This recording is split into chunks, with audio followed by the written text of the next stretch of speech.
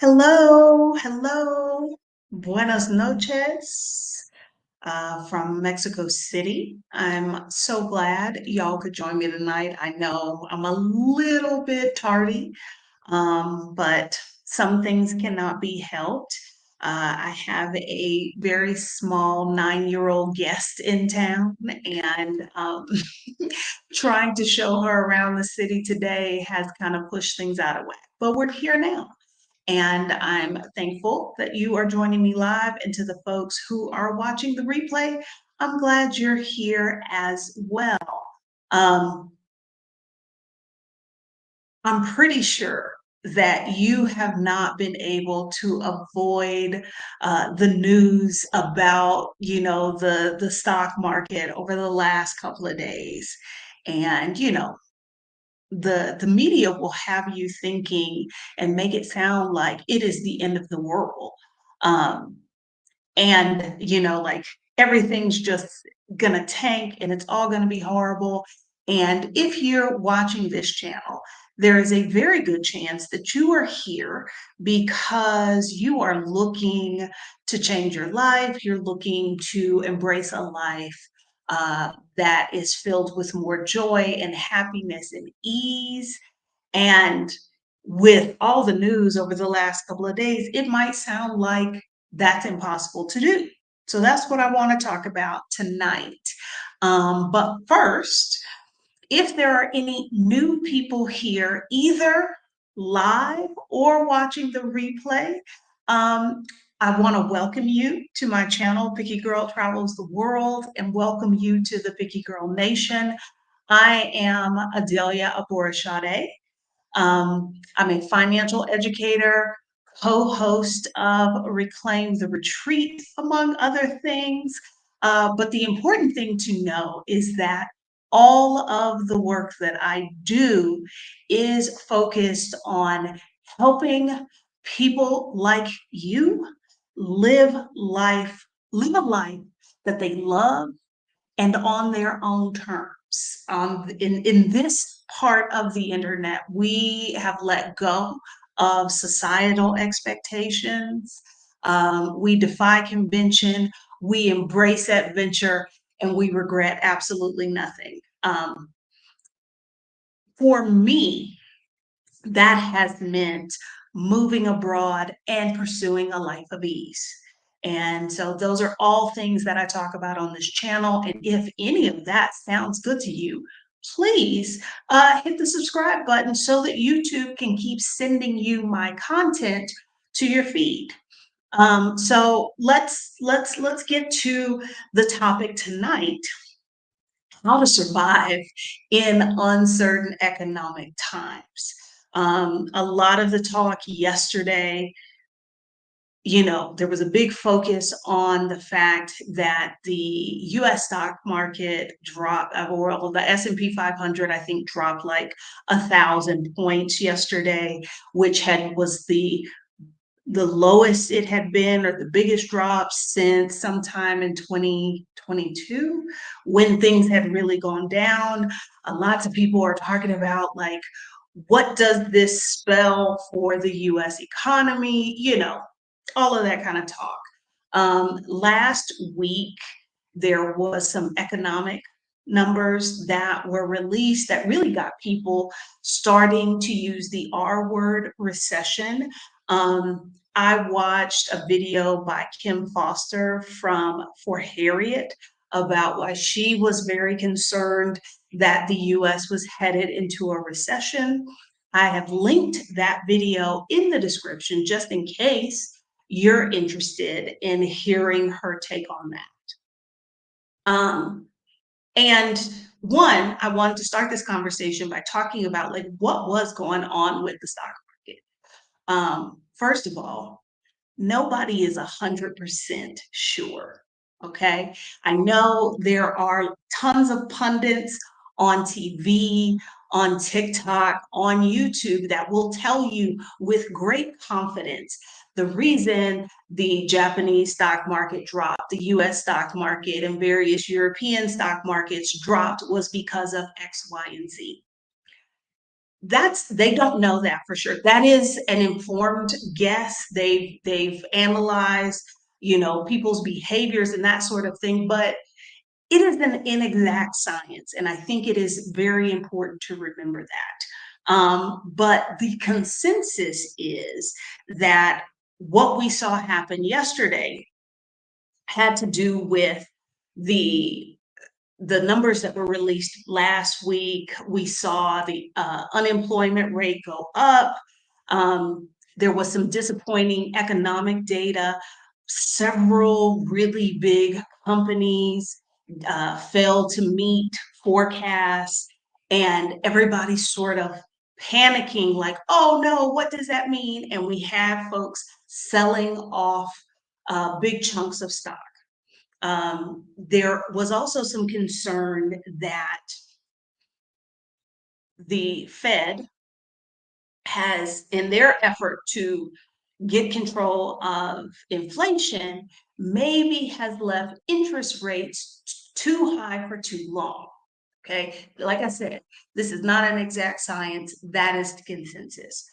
I think something really important to remember is that the stock market is not the economy, and the economy is not the stock market. And if you think about it, this will make sense.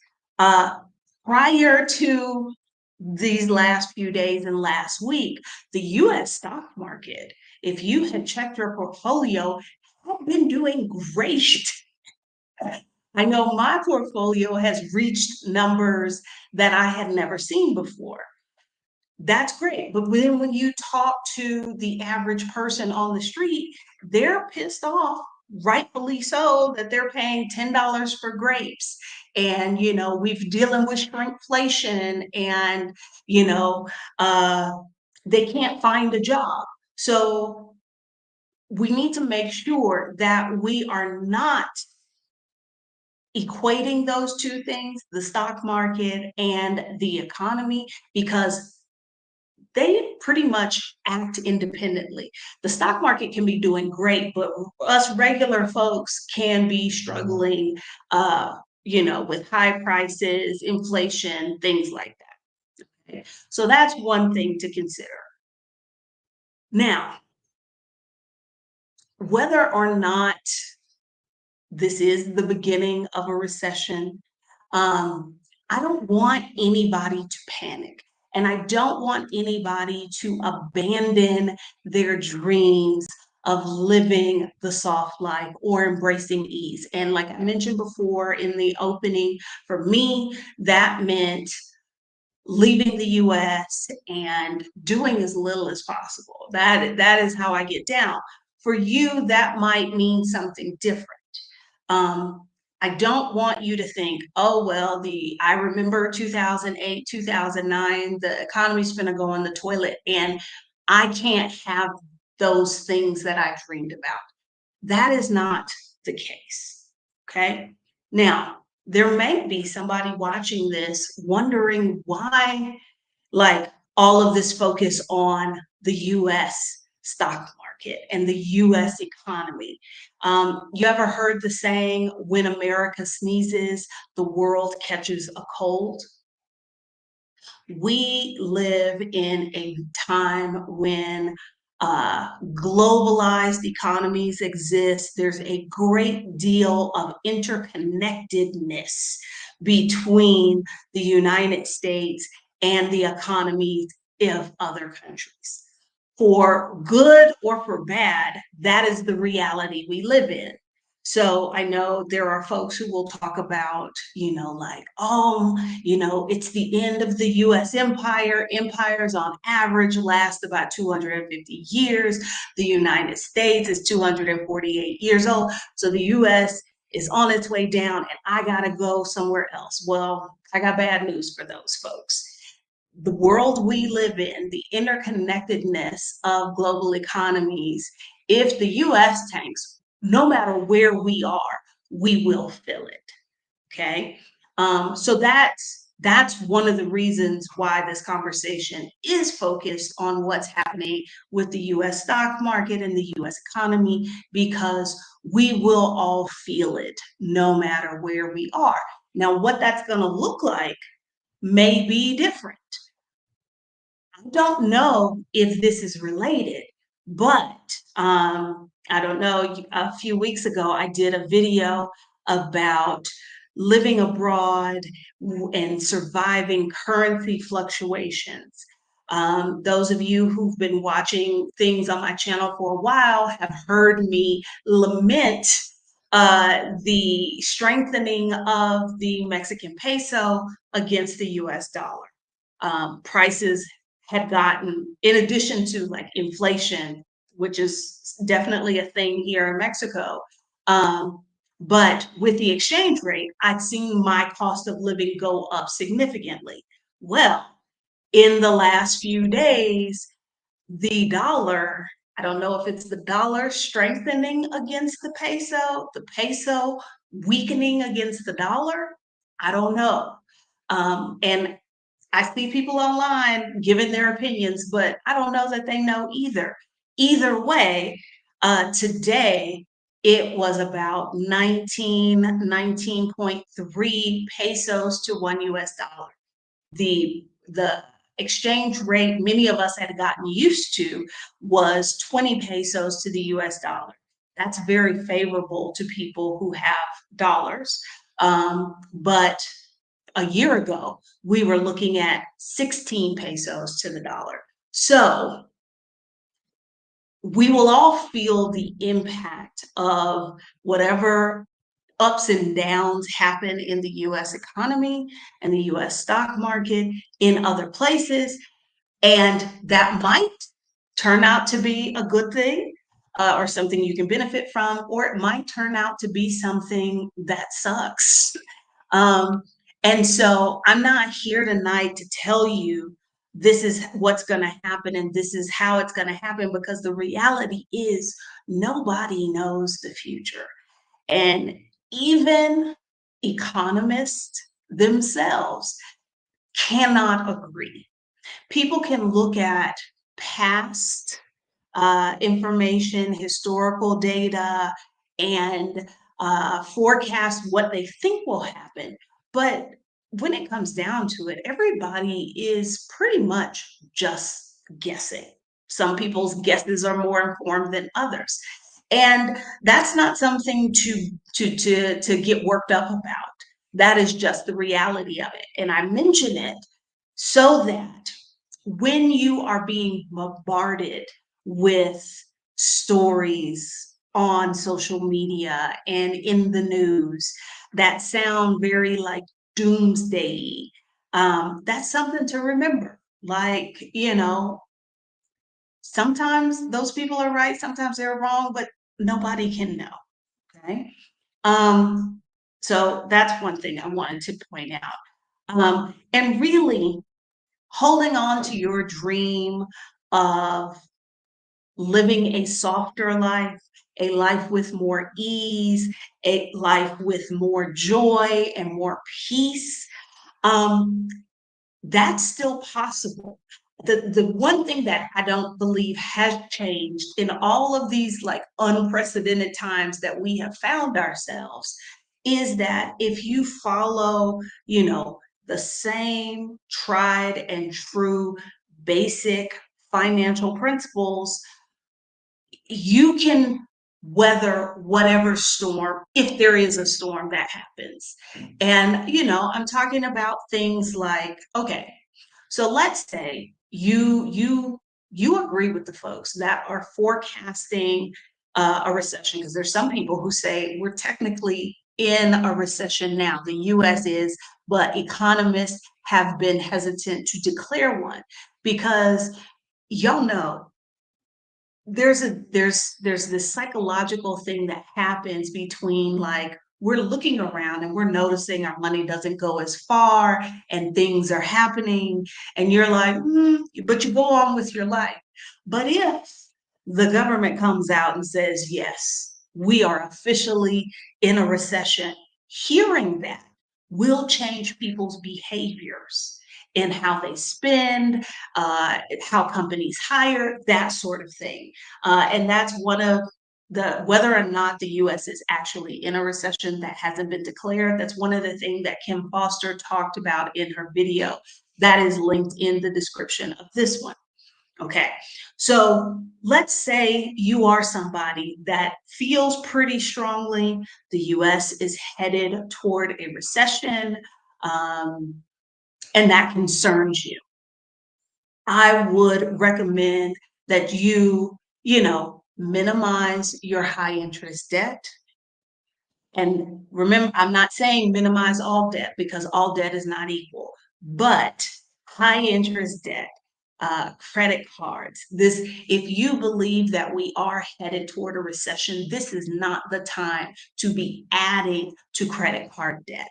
This is the time to be really working toward eliminating it so that if we find ourselves in a tight economic situation, it's not a question of do I eat or do I pay back Amex? You know what I mean? Um, and the flip side of that is you want to get rid of as much high interest debt as you can, consumer debt, and you want to increase your savings rate. I notice I am not saying you need to save X amount of money. I'm not saying you need to save X percent of your income, but whatever you're doing now, you need to increase it. And I have talked about on this channel multiple times. When I say save, I'm talking about a variety of things. Um, I think depending on your age, I think when somebody says like, "Do you have money saved?" Um, we think about the traditional savings account. At this point, y'all, every single one of you should have a high yield savings account. If you don't, you need to open one tonight.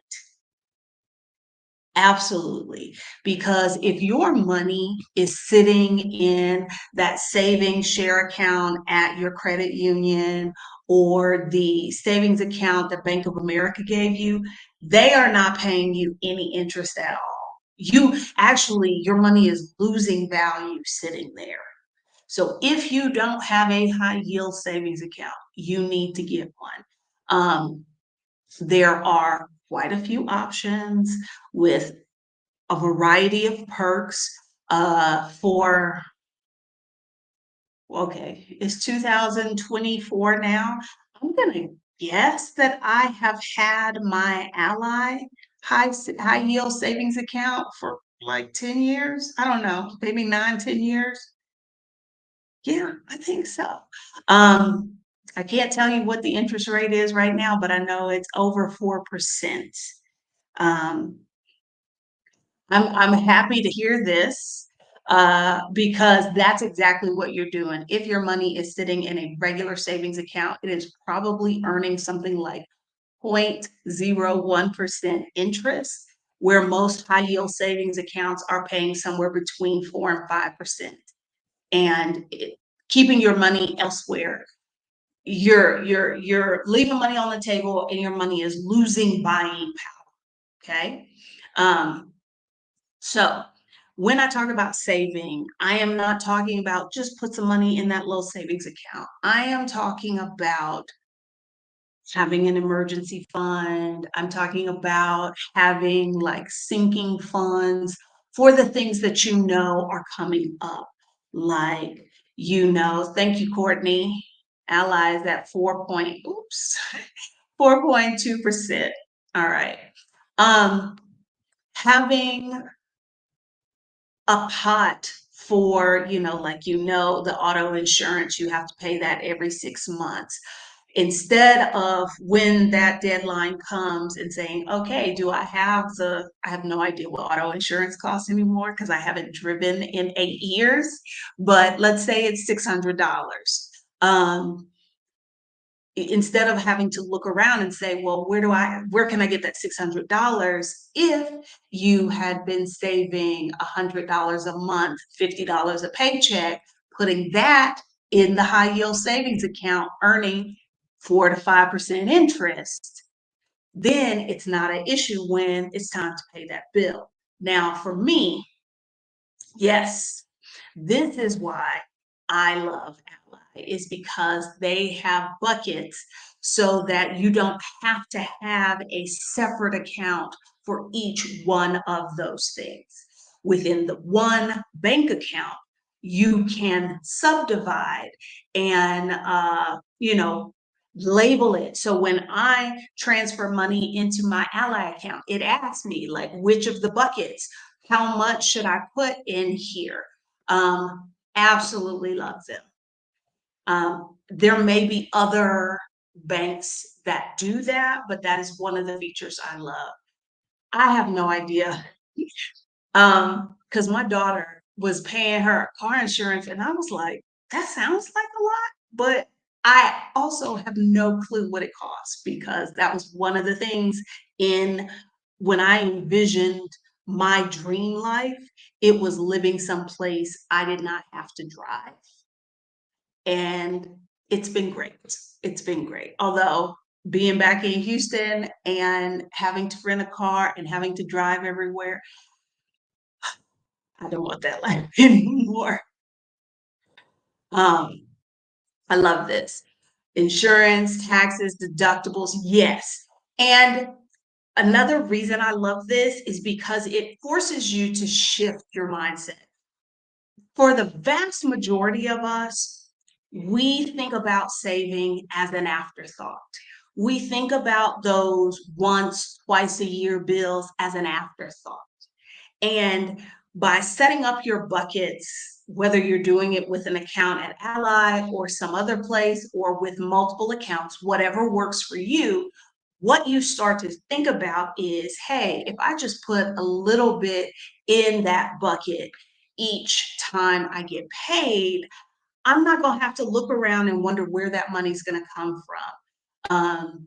I'm not going to have to put stuff on credit cards, and end up paying interest and adding to it, you know. Um, I love this idea that you pay all your bills and you save what's left. That's why most people don't have any money saved. I'm gonna be real, and I've shared that on this channel before. When I started paying myself first, taking that money off the top and putting it toward those different goals, those different buckets, and making do what was left, revolutionized my financial situation. Revolutionized it. Um, so I've mentioned on here before, like, I think everybody needs an oh shit fund. You can call it an emergency fund, but it's that money that when something comes up and you're like, oh shit, how am I going to pay for this? That's what that money is. Um, I would say, if you don't have an oh shit fund, I wouldn't focus so much right now on, well, how much money do I need to put in there? Just start putting money in there.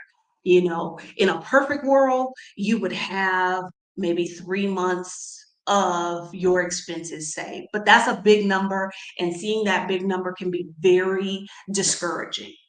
Something I keep trying to explain to my younger clients and to my children is, even if all you can do is put 10 or $20 to the side in that oh shit fund. I know we feel like, oh, that's not enough money, that's not going to make a difference.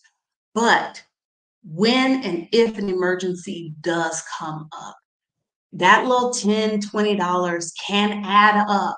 And that is money you do not have to take out a loan for. That is money you do not have to put on a credit card. That is that much less that you don't have to go into debt behind. So I will tell y'all, as somebody who never made a lot of money. Little things make a difference. I don't want anybody ever to feel like, well, I can only put $4 or $5 there. Do it. That is, it doesn't have to be like, oh, I just dropped 5,000 in this account and 10,000 in this account because everybody don't have it like that. I did not have it like that. Um, so you need an oh shit account. I always like to have a hell yeah account. That's primarily, for me, that's primarily travel because anybody who knows me knows I have a hard time turning down an invitation to travel. And so, like when my best friend turned 40 and, decided I want to go to Costa Rica, she called me because she knew Adelia will be down, she will go. And I want to be, if anybody says, hey, we're getting a beach house next weekend, I want to be able to say, hell yeah, I'm going. And I don't want to have to think about how am I going to pay for that. So for me, an oh shit fund, a hell yeah fund, and kind of an all man. That's kind of all of my sinking funds. That's to pay those things that I don't really like. Who loves paying car insurance? But I put money over there as well. I love that. Freedom Fund. I love that. Please feel free to use names that are meaningful to you. Yeah. My hell yeah money primarily it's travel because that is the thing that I am probably most impulsive about. So we're talking about, we're living through yet another unprecedented time. The economic situation is feeling uncertain if you listen to the folks on the news. And so we're talking about, what can you do? And really and truly, like I said, eliminating that high interest debt or paying it down, like actively while you are still gainfully employed, things you haven't felt the squeeze just yet, work on paying that down, increasing your savings rate, really looking at, okay, what are the bills that I have? How can I make sure that I am planning and saving for those every month versus getting caught off guard when that bill shows up? You know what I'm saying? Um, you might want to also increase your cash flow. If you are really concerned that we are about to take an economic downturn, increasing your cash flow is directly connected to increasing your savings rate. Now, am I telling you to go out and get another job? No. There are a multitude of ways that you can make some more money. I actually did a video on it. Was it 2 years ago? I don't know. What is time? Where I talked about it's not passive income because y'all know most passive income is not really passive, but easy ways that you could make money because I don't ever want to tell somebody they got to work more. You got to make more money, but not necessarily work more. So is that because I just had this conversation with a client? It all comes there's two levers here when you're looking at your finances.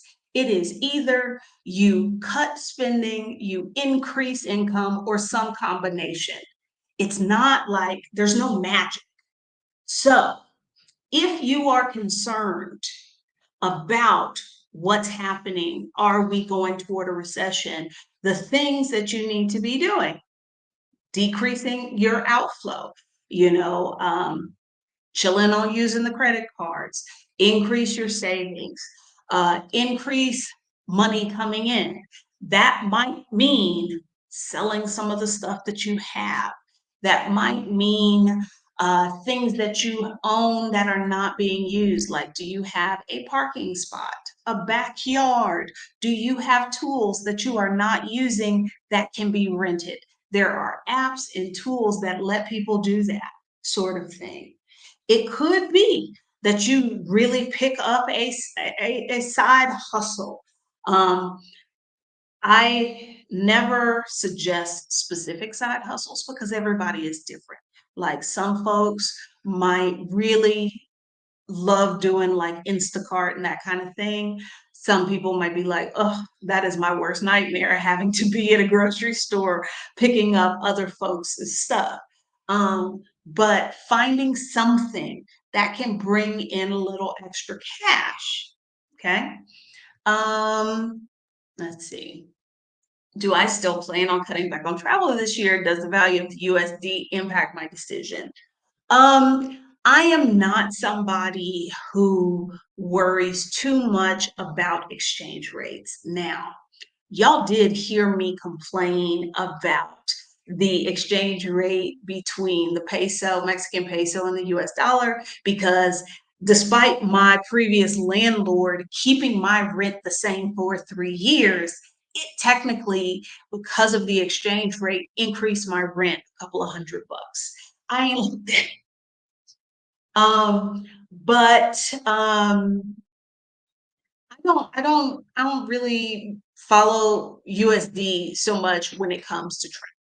I'm gonna tell you that yes, I'm still in a point in my life where I need to I'm still embracing stillness. However, yesterday somebody said, "Hey, we rent a beach house. You coming?" And I might be going. So I don't officially, as of right now, I don't have outside of our upcoming retreats. I don't have any additional travel plans this year, but I don't focus too much on what the USD is doing unless it is something just insane. I know a lot of people were going to Japan because the yen against the dollar was like super low that we hadn't seen in a really long time. Um, so yeah, okay. Now, um, like that's kind of like the basics of if making sure that your money is in a good place in case we are going into a recession. We might already be in one. We may never, would not never, but we may not, the looming recession that people think is coming might not come for another year, another 5 years, who knows? Okay. Um, the other thing that I wanted to talk about, I want to make sure that nobody was giving up on their dream of embracing ease and living a life of their own design, thinking about, well, I was getting ready to pull the trigger, getting ready to go bop around the world for a year and a half. I was getting ready to take that sabbatical, but the stock market dropped on Monday, and I need to pull my money out. Let's talk about that. Um, it is the psychology around money is so interesting to me. People will do things driven by that make no sense at all. So this is in what I in if any of you are watching this and you took the Get Started Investing Challenge with me, you've heard me say this before. So like yesterday, S&P dropped 1,000 points. I forget what percentage that was. And people were panicking. And I saw all these posts in some of the investing Facebook groups or financial Facebook groups I'm in, like, my portfolio has dropped. What do I do? What am I supposed to do? What you're supposed to do is nothing.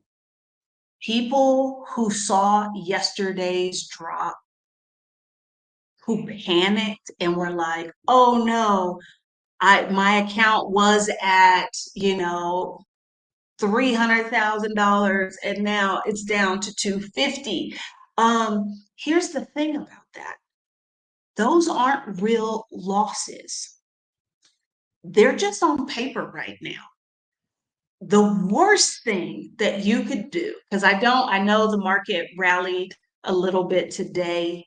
Um, the market rallied a little bit today. Who knows what tomorrow is going to look like, what the rest of this week is going to, who knows? Okay. But the absolute worst thing you could do would be to sell, because then those losses that are on paper become real. If this doesn't make sense to you, think about this example. You buy a house that is worth, I know nobody buys houses for $250,000 anymore, but just work with me. I need easy numbers. So let's say you bought a house for $250,000 and everybody has told you real estate increases in value, always increases in value. When you're talking about investments, anybody who's telling you this always happens, this is guaranteed to happen, you need to question them big time, because all of that is sus. But you bought this house for $250,000. Everybody told you real estate already always goes up. Year goes by, the tax assessor comes through and they assess your property at $225,000. They are saying your house is worth $25,000 less than when you bought it. Is that the time to sell the house? Would you say, oh no, my house has dropped in value, I should sell it right now so I don't lose all of my money? No. That sounds really stupid, doesn't it? That's what people who are talking about selling off their portfolio that's in the market because of the losses yesterday. That's as crazy as that sounds. Because if your house lost $25,000 of value, $50,000 of value, what are you going to do? You're saying, I'm just going to hold on to it until the property value goes back up. That's the logical thing to do. And that's exactly what you should do when it comes to your stock market investments. There's no time that you say, oh no, this is worth less now than what I paid for it, I should get out. That makes no sense. Okay. So what you should do is absolutely nothing. If you sell right now, those are paper losses, if they are losses to begin with. Because here's the thing, I haven't looked at my portfolio, but I looked at it last week, and from what I put in, I'm 3x up.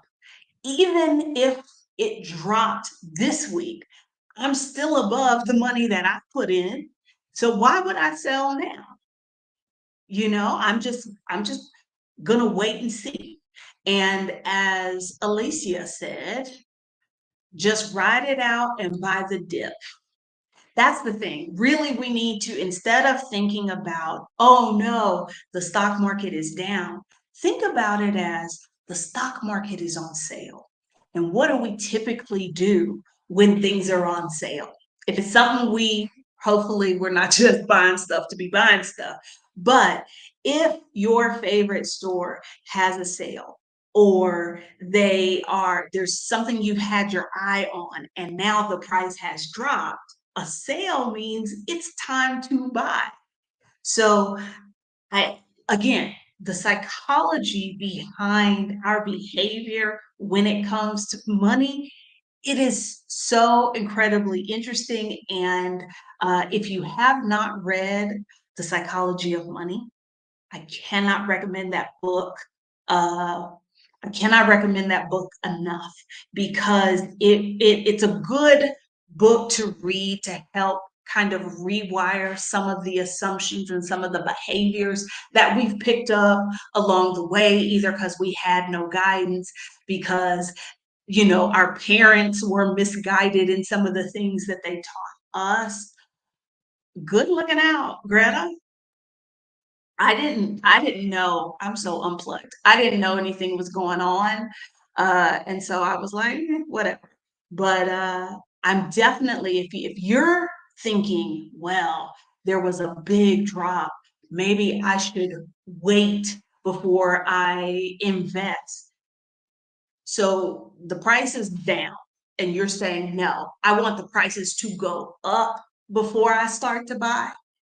Would you do that if it was a house? Would you, that same $250,000 house, would you say, you know what? I'm going to wait to buy it when it's $300,000? No. You want to buy it when the price is low. Prices go up, and sometimes we have to pay more for things.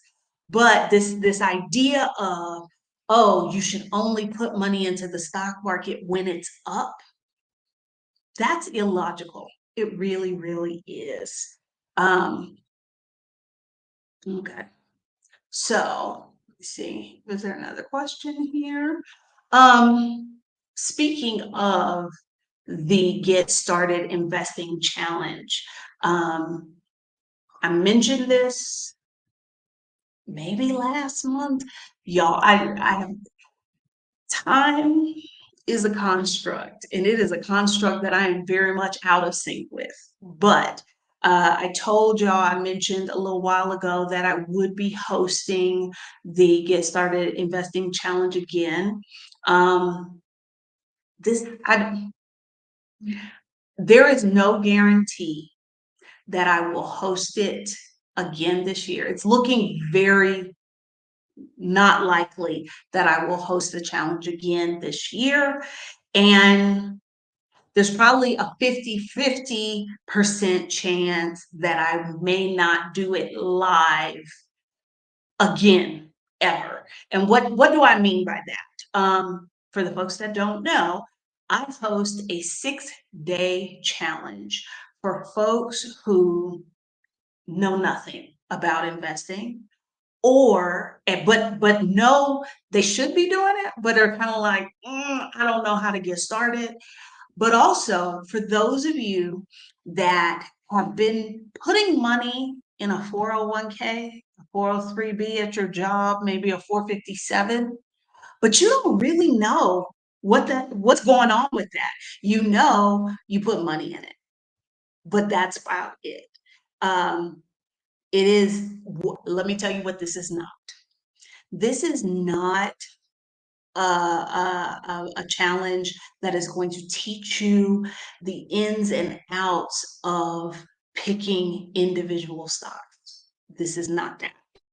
This is for the folks who are not, that don't really understand how the stock market works, how you invest. They don't understand what's happening with their 401k, but they want to know that because remember, I'm all about every one of us making financially confident decisions. And that means understanding what your money is doing. Even if you're like, oh, but I pay somebody for that.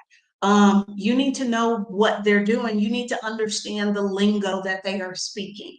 Okay, so I am hosting the Get Started Investing Challenge. It starts on August 18th, which is a Sunday.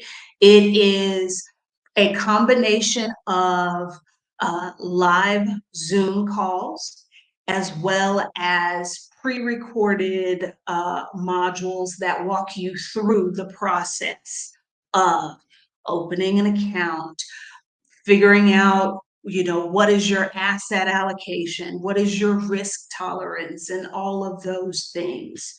So if this has been something that you have been meaning to do, I can almost with 100% certainty tell you this is the last chance to take this challenge for 2024. And I am very much on the fence about, am I going to be doing this in 2024? So if you want to get all of the information on that, You can go to getstartedinvestingchallenge.com. The information is there. Registration is open. Trying to think, is there anything else I needed to tell y'all about that? In this minute, nothing is coming to mind. I love Pamela. Vulcans would say that selling everything off at this point is illogical. I love the Star Trek reference. Yeah.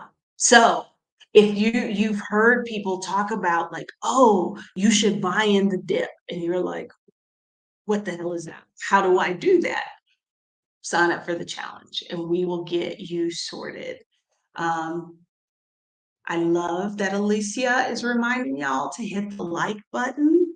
If there is somebody who you think would find either the challenge useful or the content of this video, please share this video with them.